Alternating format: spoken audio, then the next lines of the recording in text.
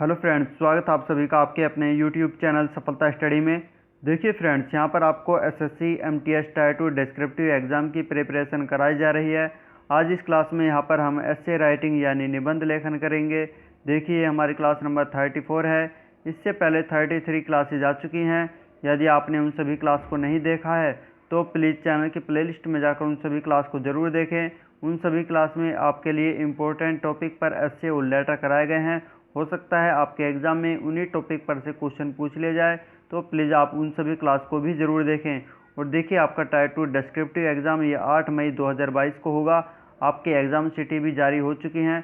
यदि आपने अभी तक भी अपनी एग्ज़ाम सिटी नहीं देखी है तो प्लीज़ एसएससी की ऑफिशियल वेबसाइट पर जाकर आप अपनी एग्ज़ाम सिटी चेक कर सकते हैं।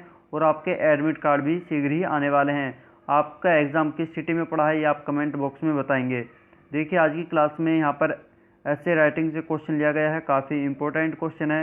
यहाँ पर कहा गया है कि डिजिटल भारत विषय पर 250 शब्दों में एक निबंध लिखिए।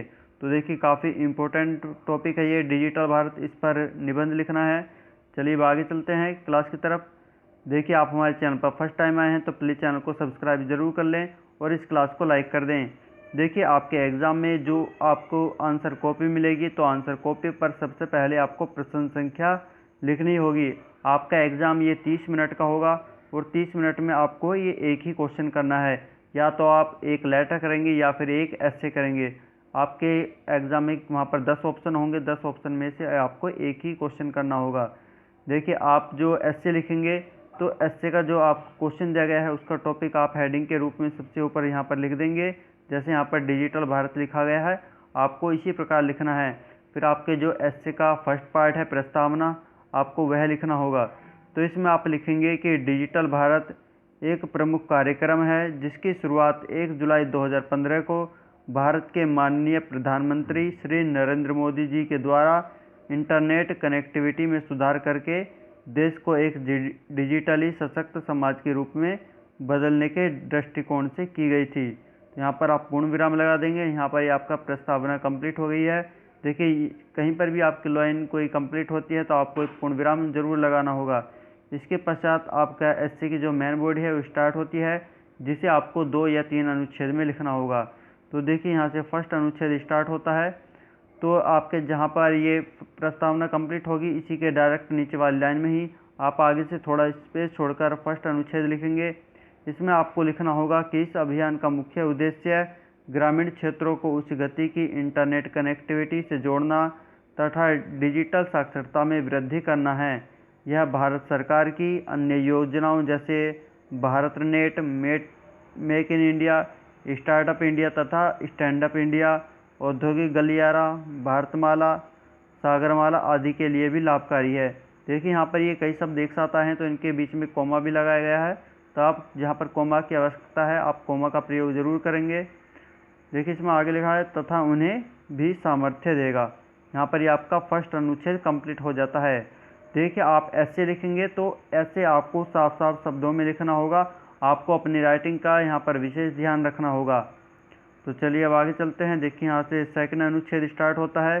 तो सेकंड अनुच्छेद में आप लिखेंगे कि डिजिटल भारत के 3 घटक हैं: सुरक्षित तथा स्थायी डिजिटल आधारभूत संरचना का विकास, कोमा लगाकर सरकारी सेवाओं को डिजिटल माध्यमों से प्रदान करना तथा सार्वभौमिक डिजिटल साक्षरता। आप इसी प्रकार लिखेंगे। आगे आपको लिखना होगा कि इस पहल के अंतर्गत ग्राम पंचायतों को भारत नेट के तहत औष्टिकत फाइबर नेटवर्क से जोड़ा जाएगा। सभी नागरिक अपने फ़ोन से सरकारी सेवाओं का लाभ उठा सकेंगे। किसानों को अपनी फसलों को बेचने के लिए मंच प्रदान किया जाएगा। आगे लिखेंगे छात्रों को डिजिटल पुस्तकालयों आदि तक पहुंच दी जाएगी। फिर आप पूर्ण विराम लगाएंगे। तो आपको इसी प्रकार लिखना है। देखिए आप इस क्लास को लास्ट तक ध्यान से देखें। क्लास के लास्ट में आपके लिए होमवर्क क्वेश्चन भी बताया गया है जिसको आप साफ शब्दों में लिखकर टेलीग्राम ग्रुप पर आपको पोस्ट करना है। डिस्क्रिप्टिव पेपर वाइज सफलता स्टडी यह हमारा टेलीग्राम ग्रुप है। वहाँ पर काफ़ी स्टूडेंट जुड़े हुए हैं। वहाँ पर सभी स्टूडेंट एक दूसरे की हेल्प करते हैं। आप अपनी जैसे एस्से लिखकर वहाँ पर पोस्ट करेंगे या आपको जो होमवर्क क्वेश्चन दिया गया है उसे लिखकर वहाँ पोस्ट करेंगे तो यदि उसमें आपकी कोई गलती होती है तो दूसरे स्टूडेंट आपको बताने का प्रयास करेंगे, और आप भी दूसरे स्टूडेंट की जो लेटर हैं या ऐसे उन्हें चेक करके उन्हें बताने का प्रयास करें। इससे आपकी बेहतर प्रैक्टिस हो जाएगी। तो चलिए अब आगे चलते हैं। देखिए आगे आपको लिखना होगा, सरकार ने डिजिटल उपस्थिति, डिजिटल लॉकर, ई आधार, ई टिकट बुकिंग, ई अस्पताल, ई हस्ताक्षर आदि जैसी कई योजनाओं की शुरुआत की है। इन सभी सुविधाओं से लोगों को डिजिटली सशक्त बनाने में सहायता मिलेगी। यहाँ पर ही फिर आप पूर्ण विराम लगा देंगे। यहाँ पर आपका सेकंड अनुच्छेद कंप्लीट हो गया है। देखिए आप जो ऐसे लिखेंगे आपको ऐसे 250 शब्दों में ही लिखना होगा। जैसे कि क्वेश्चन में बताया गया था कि निबंध को आप 250 शब्दों में लिखिए। जो निबंध की जो शब्द सीमा है वो 250 शब्द है, तो आपको 250 शब्दों में ही यह लिखना होगा। आप इस बात का खास ध्यान रखेंगे। तो चलिए आगे चलते हैं। देखिए सेकंड अनुच्छेद कंप्लीट होने के पश्चात आपको एस्से का जो लास्ट पार्ट है निष्कर्ष वह लिखना होगा। इसके लिए आप जहां पर आपका अनुच्छेद कंप्लीट होता है इसी के डायरेक्ट नीचे वाली लाइन में ही आगे से थोड़ा स्पेस छोड़कर आपको लिखना होगा। इसमें आप लिखेंगे कि इस योजना के क्रियान्वयन में कई चुनौतियां हैं, जैसे उच्च स्तर की साक्षरता, सुदूर क्षेत्रों में कनेक्टिविटी की समस्या, साइबर अपराध आदि। फिर लिखेंगे इन सभी चुनौतियों के बावजूद डिजिटल भारत काफ़ी सफल रहा है। इस योजना के लागू होने के बाद भारत का डिजिटल सूचकांक 56% बढ़ गया है। 56% बढ़ गया है। फिर लिखेंगे निकट भविष्य में हमें डिजिटलीकरण के और भी लाभ प्राप्त होंगे। फिर आप पूर्ण विराम लगा देंगे।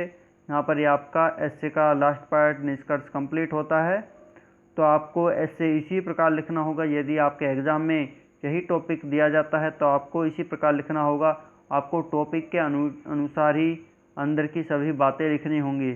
आपको अपनी तरफ से कोई बातें नहीं लिखनी है। जो आपको क्वेश्चन दिया जाएगा उसी के आधार पर पूरा एस्से आपको लिखना होगा। तो चलिए अब होमवर्क क्वेश्चन की तरफ चलते हैं। देखिए आज की क्लास में जो होमवर्क क्वेश्चन लिया गया है काफ़ी इम्पोर्टेंट है। ये एक लेटर राइटिंग से लिया गया है और यह एक आपका इनफॉर्मल लेटर है।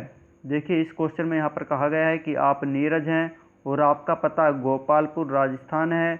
आप अपने प्रिय मित्र तरुण से अपनी एसएससी की परीक्षा की तैयारी करने के लिए कुछ दिनों के लिए सामान्य ज्ञान की पुस्तकें मांगने के लिए एक पत्र लिखें। यह आपका इनफॉर्मल लेटर है। देखिए इस लेटर को आपको साफ साफ शब्दों में लिखना है और इसे आप डिस्क्रिप्टिव पेपर बाय सफलता स्टडी इस ग्रुप पर पोस्ट करना है। वहाँ पर काफ़ी स्टूडेंट जुड़े हुए हैं, सभी एक दूसरे की हेल्प करने का प्रयास करेंगे। देखिए समय कम होने के कारण हम सभी कॉपी चेक नहीं कर पाते हैं, तो आप सभी स्टूडेंट एक दूसरे की कॉपी चेक करने का प्रयास करें। यदि किसी स्टूडेंट की कोई वहाँ पर गलती होती है तो आप उसे बताने का प्रयास करें, जिससे वह स्टूडेंट अपनी गलतियों को सुधार सके, क्योंकि आपका एग्ज़ाम ये शीघ्र ही आने वाला है। तो आप इस क्लास को देखें, लाइक करें।